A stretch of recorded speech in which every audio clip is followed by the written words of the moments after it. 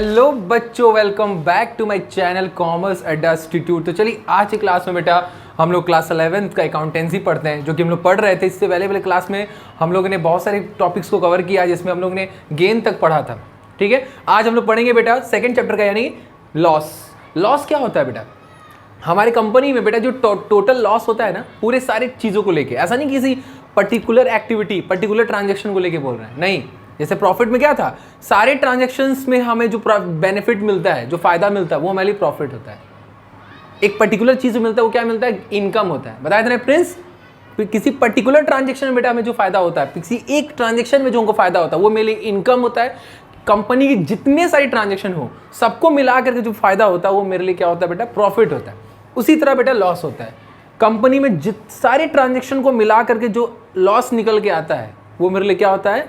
Loss होता है। जैसे फॉर एग्जाम्पल मान लीजिए बेटा कि रेवेन्यू, हमारा जो टोटल सेल हुआ, रेवेन्यू बोले तो सेल, ठीक है पीयूष, हमने बेटा बेचा बेटा 1 लाख में, ठीक है, और उसको बनाने में जो हमारा एक्सपेंस आया था, यानी कॉस्ट आया था बेटा उसको बनाने में, वो आया था हमारा 1,20,000। कितना आया था बेटा? पूरा, यानी पूरा ओवरऑल बता रहे हैं। ये ऐसा नहीं कि एक ट्रांजेक्शन का बता रहे हैं, कई सारे ट्रांजेक्शन का बता रहे हैं, ओवरऑल। तो बेटा जरा एक बात बताइए, आपने बनाया इतने में, बेचा इतने में, पूरे कंपनी के सारे ट्रांजैक्शन को मिला करके हम बता रहे कि सब सारे ट्रांजैक्शन मिला के बनाने में इतना लगा था, और सबको बेचा गया तो इतने में निकल गया है, यानी बेनिफिट इतना। तो बेटा एक बात बताइए, ये मेरे लिए जो 20,000 का निकल के आ रहा है, वो क्या है मेरे लिए? ये जो 20,000 का बेटा जो मेरे लिए निकल के आ रहा है, वो मेरे लिए क्या है? लॉस है। क्या है बेटा? लॉस है। तो लॉस समझ में आ गया। देखिए लिखा भी है, when the total expense exceed the total revenue. जब आपका टोटल खर्चा जो है वो एक्सीड हो जाए, एक्सीड बोले तो ज्यादा हो जाए, यानी कि ग्रेटर देन हो जाए। क्या हो जाए बेटा? एक्सीड मतलब ग्रेटर देन हो जाए रेवेन्यू से। रेवेन्यू मतलब जितना आपने सेल किया उससे ज्यादा आपका खर्चा है, तो आपके लिए लॉस हो गया ना। That's it. उसके बाद बेटा परचेज जानते हैं। परचेज होता क्या है? परचेज का मतलब आप लोग जानते ही होंगे, क्या होता है? खरीदना। क्या होता है बेटा? बाई करना। लेकिन अब हम लोग अकाउंट्स में बेटा परचेज का वर्ड हम कब यूज़ करेंगे, तो ध्यान दीजिएगा। जब हम गुड्स खरीदते हैं। क्या खरीदते हैं बेटा? सामान खरीदते हैं बेचने के लिए। किसके लिए बेटा? जो हम सामान खरीदते हैं बेचने के लिए, सामान खरीदते हैं, उसको गुड्स कहते हैं। गुड्स किसको कहते हैं? जो हम खरीद रहे हैं बेचने के लिए, या उसको फर्दर प्रोडक्शन करके, बना करके बेचने के लिए। मान लीजिए आपने दूध खरीदा गाँव से, फॉर एग्जाम्पल मिल्क खरीदा, और मिल्क को आप शहर में सप्लाई कर रहे हो। मिल्क खरीदा, मिल्क को ही सप्लाई कर रहे हो, तो ये गुड्स है आपके लिए, क्योंकि आपने उसको खरीदा बेचने के लिए। That is goods. एक और गुड्स, क्या गुड्स होता है? आपने मिल्क खरीदा और मिल्क से बना दिया आपने पनीर, मिल्क से बना दिया आपने घी, मिल्क से बना दिया आपने मिठाई, और बना करके आप बेच रहे हैं, तो ये भी तो एक तरह से बेच रहे हैं बेटा ना। आपने खरीदा, उसको बना करके उसको बेचा, चाहे आप उसको डायरेक्ट सेल करो, चाहे उसको बना करके सेल करो, उसको कहते हैं गुड्स। क्या कहते हैं बेटा? गुड्स। तो गुड्स को आप जो खरीद रहे हो, बेचने के लिए खरीद रहे हो, उस खरीदने को कहते हैं, दैट इज कॉल्ड परचेज। क्या कहते हैं बेटा? परचेज। जैसे लिखा भी है, देखिए, the term purchases is used only for the purchase of goods in which the business deal. जिसमें बिजनेस में डील करते हैं। डील का मतलब होता है फॉर सेल। फॉर मतलब सेल, बेचने के लिए आप जो सामान खरीदते हो, तो जो खरीद रहे हो ना पीयूष, तो उसको हम लोग कहते हैं परचेज। क्या कहते हैं बेटा? परचेज। क्लियर हो गया? देखिए ध्यान दीजिएगा, परचेज का वर्ड हम कब यूज करते हैं, बात समझिएगा। मान लीजिए हमने एक फर्नीचर खरीदा, फॉर एग्जाम्पल, बात समझिएगा, हमने एक फर्नीचर खरीदा बेचने के लिए, तो ये फर्नीचर को हम जो बेचने के लिए खरीद रहे बेटा, दैट इज माई गुड्स। उसको क्या बोलेंगे? गुड्स कहेंगे। और उसको खरीद रहे हैं, तो इसका मतलब उसको परचेज बोलेंगे। क्या बोलेंगे बेटा? परचेज बोलेंगे। बात समझिएगा, फर्नीचर खरीदा है, ठीक है, बेचने के लिए, तो वो गुड्स है, तो उसको खरीदे, तो परचेज वर्ड यूज़ किया हमने। मान लीजिए हमने फर्नीचर खरीदा, फिर एक और केस, और उसको खरीदा बेटा हम अपने बिजनेस में रखने के लिए। जैसे मान लीजिए हमने टेबल चेयर खरीदा बेचने के लिए नहीं, अपने बिजनेस में लगाने के लिए, ताकि लोग, हम अपने आप को बैठ सके, अपना कैबिन बना रहे हैं बैठने के लिए, तो हम अपने बिजनेस पर्पस के लिए यूज़ कर रहे हैं, करने के लिए हमने जो खरीदा है, तो वहाँ परचेज नहीं बोलेंगे, वहाँ उसको गुड्स नहीं बोलेंगे बेटा, और ना ही परचेज बोलेंगे। उसमें वही बोलेंगे जो भी आपने खरीदा है। जैसे फर्नीचर खरीदा तो फर्नीचर ही बोलेंगे, समझा आपने? बट अगर फर्नीचर को बेचने के लिए खरीद रहे हो, सॉरी हाँ, बेचने के लिए जो खरीद रहे हो, तो उसको हम लोग बेटा परचेज बोलेंगे, यानी गुड्स बोलेंगे। समझ में आया? क्लियर हुआ कि नहीं हुआ? अभी अच्छे से क्लियर हो जाएगा। फिलहाल आप बस अब इतना समझिए, गुड्स को खरीदते हैं बेचने के लिए, तो जो खरीद रहे हो ना उस खरीदने को परचेज बोलते हैं। दैट्स इट, फिलहाल इसको समझिए, ठीक है।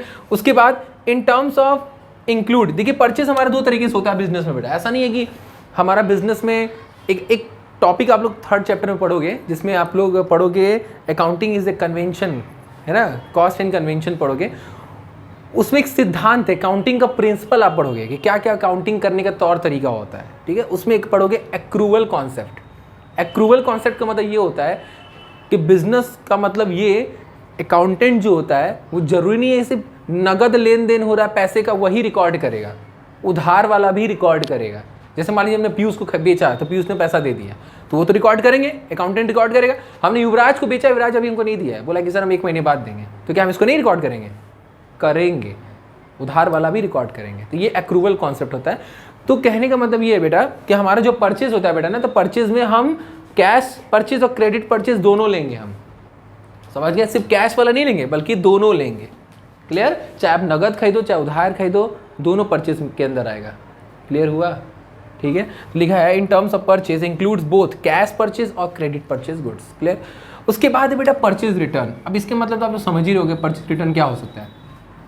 मान लीजिए हमने खरीदा पीयूष से बेचने के लिए, तो भाई ये मेरे लिए क्या है, गुड्स है, तो खरीद रहे थे उसको परचेज बोलेंगे बेटा, ठीक है।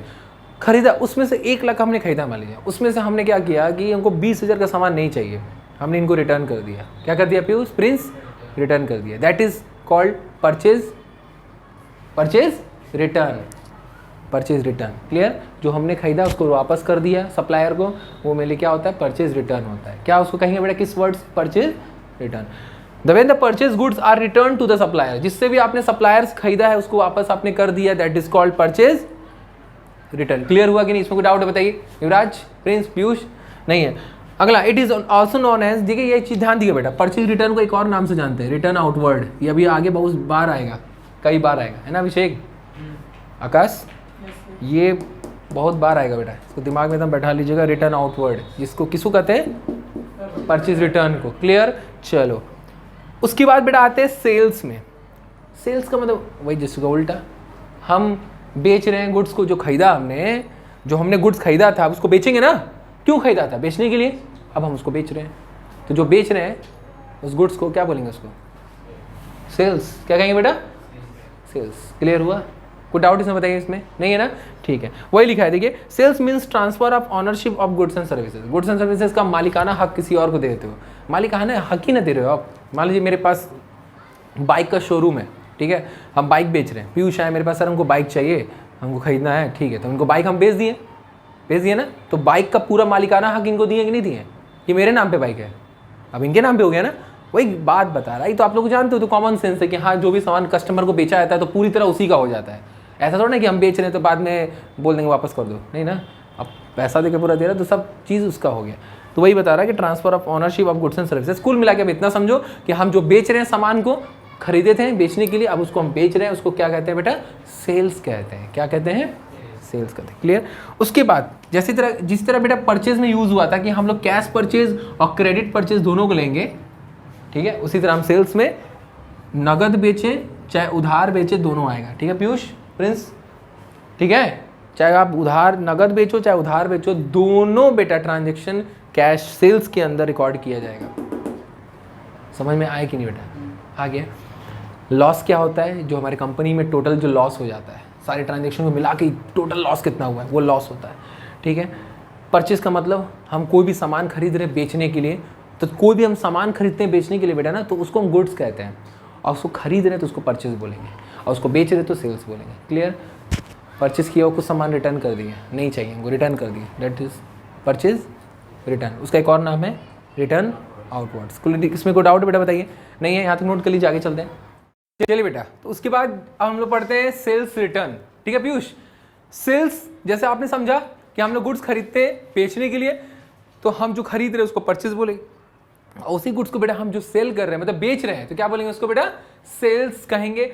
और सेल किया हुआ बेटा चीज, ध्यान दीजिएगा बेटा, सेल किया हुआ चीज, जब हम कोई भी गुड्स अगर हम सेल कर रहे हैं, जैसे युवराज को हमने बेचा है, ठीक है प्रिंस, और उसने हमने क्या किया, कुछ सामान रिटर्न कर दिया, बोला कि मेरे को नहीं चाहिए, बात समझ रहे हैं?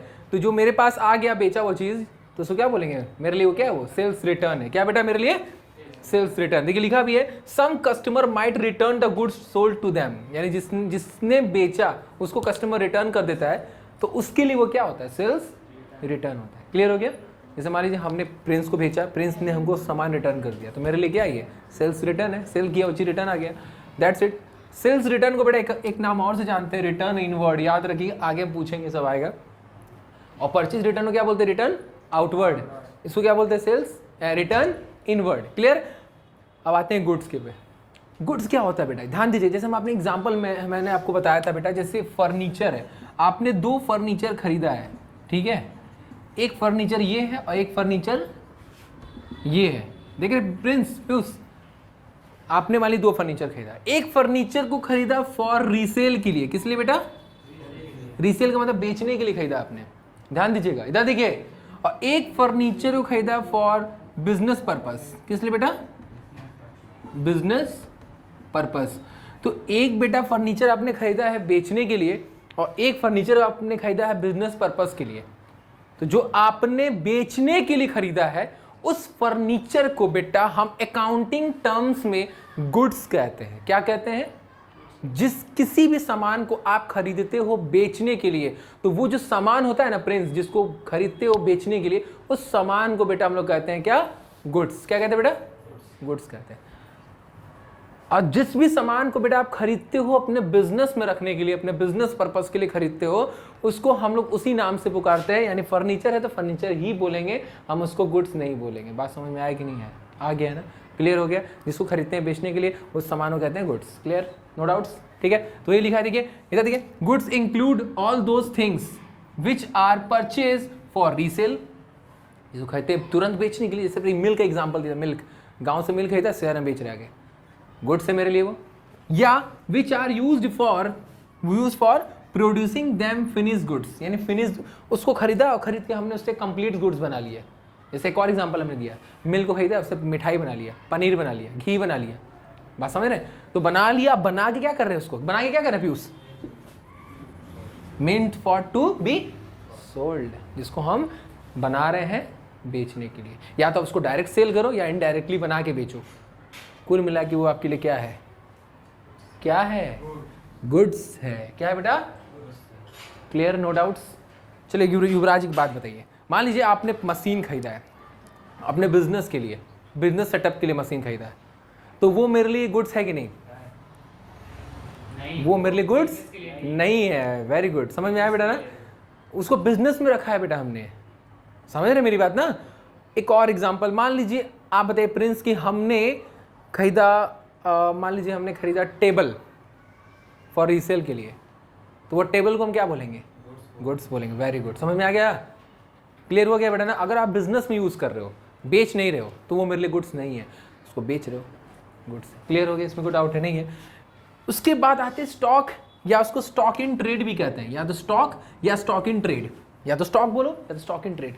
आपने इंग्लिश में पढ़ा होगा बेटा कि कई लेटरों को मिला दो तो एक वर्ड बनता है ना युवराज? इधर देखिए बेटा, कई लेटरों को मिला दो तो क्या बनता है, वर्ड बनता है। कई वर्ड को मिला दो तो एक सेंटेंस बनता है। सुना है क्या? सुना आपने?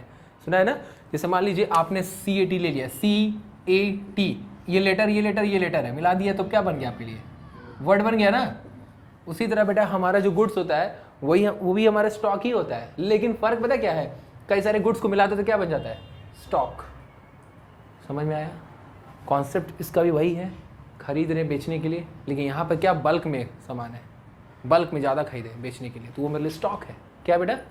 एक रहेगा तो गुड्स, कई सारा है तो स्टॉक, या फिर स्टॉक इन ट्रेड, दोनों नाम से बुला सकते हो।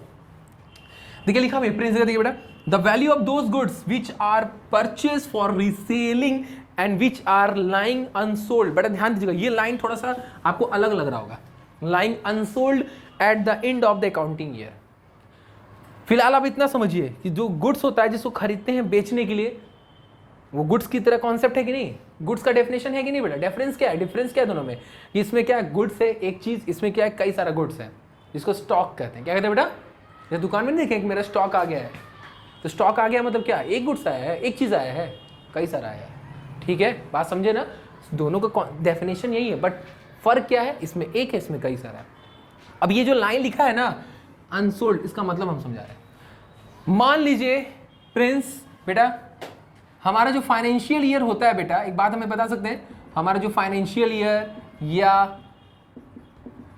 अकाउंटिंग ईयर जो हमारा होता है वो बेसिकली क्या होता है, 1 जैन से 31 दिसंबर होता है या 1 अप्रैल से 31 मार्च होता है? दूसरा वाला 1 अप्रैल से 31 मार्च, यानी फाइनेंशियल ईयर अकाउंटिंग ईयर कहते हैं इसको, यानी 1 अप्रैल टू 31 मार्च होता है कि नहीं होता है?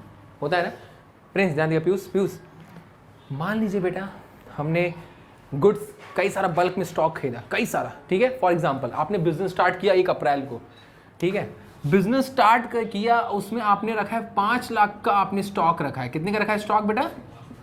5 लाख का स्टॉक रखा है आपने, ठीक है। तो 5 लाख का बेटा जो आपने 1 अप्रैल को स्टॉक रखा है, ध्यान दीजिएगा बेटा, 1 अप्रैल को जो आपने स्टॉक बिजनेस में लगा के स्टार्ट किया है बेचने के लिए, किसके लिए बेटा? बेचने के लिए। ये लाए हो बेचने के लिए बेटा, खरीद के लाए हो बेचने के लिए। तो हुआ क्या है, साल के अंत में आपका सिर्फ 3 लाख सोल्ड हुआ है। कितना सोल्ड हुआ है बेटा? सोल्ड आउट कितना हुआ है? सिर्फ 3 लाख सोल्ड हुआ है, यानी कि अभी भी कितना बच रहा है? कितना बच रहा है पीयूष? 2 लाख बच रहा है। तो एक बात हमें बता सकते हैं आप लोग, जो लास्ट में बच रहा है, तो 31 मार्च के बाद नया साल कब शुरू होगा? 1 अप्रैल को होगा ना? हाँ, तो हमारा जो बच गया वो अगले साल यूज होगा कि नहीं होगा? बिल्कुल होगा। अब इसको जरा समझिए कैसे बता रहे हैं। जो स्टार्टिंग में जो आप स्टॉक लाते हो उसको कहते हो बेटा आप कौन सा स्टॉक? Opening stock. क्या बोलोगे बेटा? ओपनिंग स्टॉक, जो मैंने यहां पर लिखा है, देखिए बेटा, बिजनेस स्टार्टिंग में जो हमारा स्टॉक होता है वो दैट इज ओपनिंग स्टॉक। क्या होता है बेटा? ओपनिंग करते समय स्टॉक जुमला है। और जो बच गया बेटा, ध्यान दीजिएगा, जो बेच दिए उसको हटा दो, जो बेच दिए उसको हटाओ, छोड़ो। जो बच गया, जो अनसोल्ड है, क्या है? जो अनसोल्ड का मतलब क्या होता है? जो बच गया, जो बिका नहीं है, जो बच गया है उसको अनसोल्ड कहेंगे। तो वही मेरे लिए क्या होता है बेटा? Closing stock. क्या होता है प्रिंस? एकदम अच्छे तरीके से समझिएगा बेटा, स्टार्टिंग में बिजनेस में जो आप लगाते हो, खरीदते हो बेचने के लिए, वो स्टॉक को कहते हैं ओपनिंग स्टॉक। अब उसमें से कुछ बिक गया हटा दो, जो बच गया आपके लिए साल के एंड में, वो मेरे लिए क्या होता है? Closing stock. समझ गए? अब वो क्लोजिंग स्टॉक 1 दिन के बाद, 1 अप्रैल आएगा ना, 31 मार्च के बाद क्या आएगा? 1 अप्रैल, यानी हमारा नया साल शुरू हो जाएगा। 1 दिन के बाद नया साल शुरू होगा कि नहीं होगा? होगा ना। तो नया साल के दिन हमारा जो क्लोजिंग जो होता है वो नए साल के दिन अब वो क्या हो जाएगा? ओपनिंग। क्या हो जाएगा? समझ गए? समझे? जो बच गया वो नए साल में क्या हो जाएगा? Opening stock. और उसमें और सामान आप लाना चाहते हो, लाओ बेचने के लिए। ये कॉन्सेप्ट है बेटा, ये टर्म्स अकाउंटिंग का, बात समझिएगा। जो स्टार्टिंग में बिजनेस में लगाते हो वो ओपनिंग स्टॉक होता है, जो बच जाता है साल के एंड में वो क्लोजिंग होता है, और 1 दिन के बाद जब नया साल शुरू होता है तो उस समय उसको कहते हैं हम ओपनिंग स्टॉक। क्लियर हो गया? यानी जो 2 लाख है, अब 1 अप्रैल को जब नया साल शुरू होगा तो उसको हम लोग क्लोजिंग नहीं कहेंगे, क्या कहेंगे? ओपनिंग कहेंगे। क्लियर हुआ कि नहीं? हो पड़ेगी कोई डाउट इसमें? नहीं।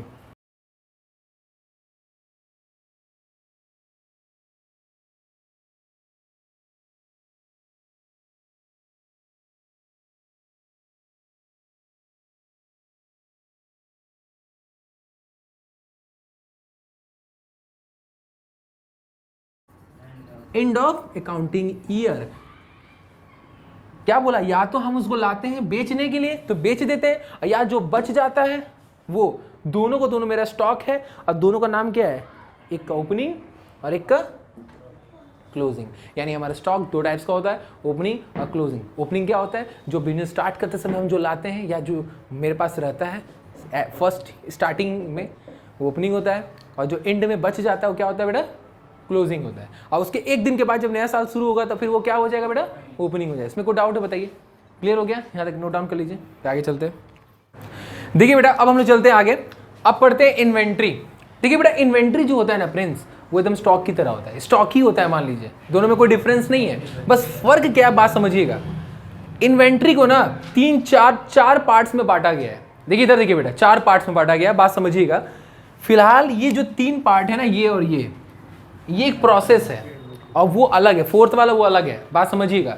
ये कैसा प्रोसेस है, एग्जांपल समझिएगा। मान लीजिए बेटा आपने, अब इसे एक मान लीजिए आपने गन्ना खरीदा, ठीक है, गन्ना, ठीक है, शुगर कैन। शुगर कैन को जो आपने लाया बेटा, that is inventory of raw material. उसको क्या बोलेंगे? इन्वेंट्री ऑफ, जो आपने अभी कच्चा माल लाया, यानी आपने एक शुगर कैन लाया, एक आपने गन्ना लेके आए, वो उसको बोलेंगे हम लोग इन्वेंट्री ऑफ रॉ मटेरियल। अब उसके बाद आप उसको उसका पिरो के क्या निकाल रहे हो? उसका रस निकाल रहे हो। तो वो अभी निकला है, अभी कंप्लीट नहीं हुआ, अभी आप उसको रस निकाले हो। आपको बनाना क्या है? चीनी बनाना है, शुगर बनाना है। तो पहले आपने गन्ना लाया, वो इन्वेंट्री ऑफ रॉ मटेरियल है, उससे आपने पिरो के अभी आपने रस निकाला, उसको बोलेंगे inventory of work in progress. क्या बोलेंगे? Inventory of work in progress. Work in progress का मतलब अभी काम चल रहा है, प्रोसेस में है, ठीक है। यानी कि इसको ये भी बोल सकते हैं सेमी फिनिश्ड गुड्स भी बोल सकते हैं, semi finished goods. Semi finished goods का मतलब एक ऐसा फिनिश्ड गुड जो अभी आधा है, अभी आधा अधूरा है। कहते हैं ना ये आधा अधूरा, कुछ और मत समझिएगा। तो जो हमारा आधा अधूरा जो हमारा प्रोडक्ट है, यानी कि हमारा जो गन्ने का रस है, उसको बोलेंगे inventory of work in progress, ठीक।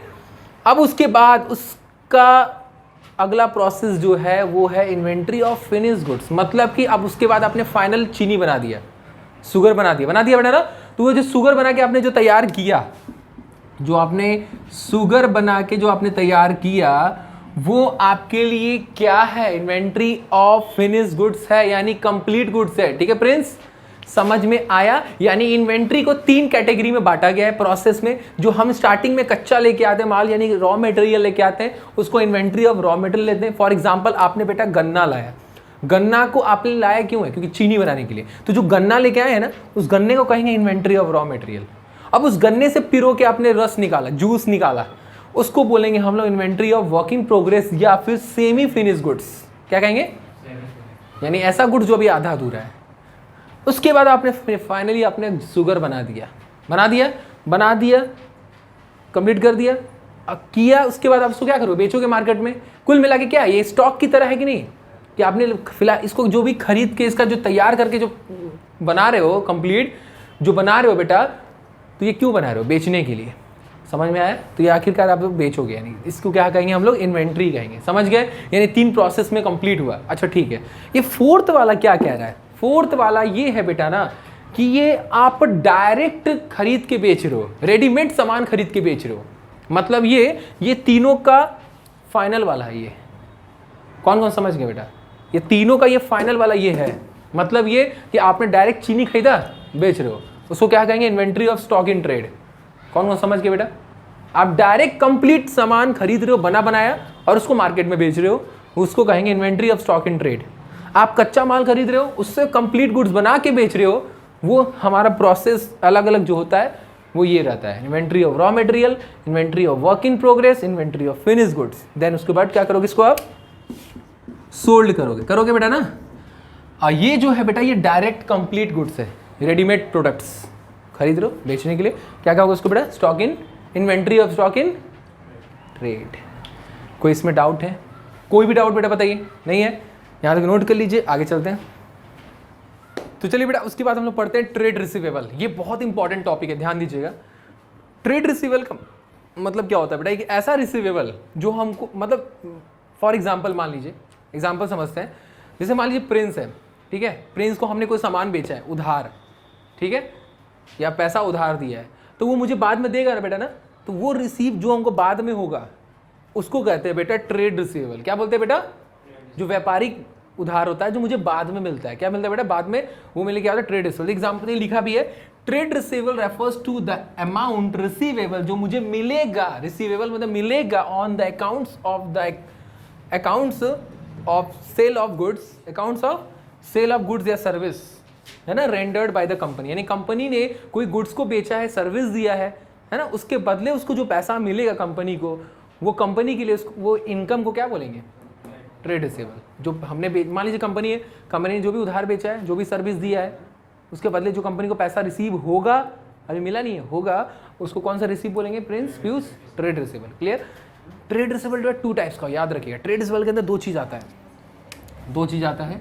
एक होता है डेटर, इसको डेटर बोलते हैं बेटा, याद रखिए, डेप्टर नहीं बोलेंगे। क्या बोलेंगे?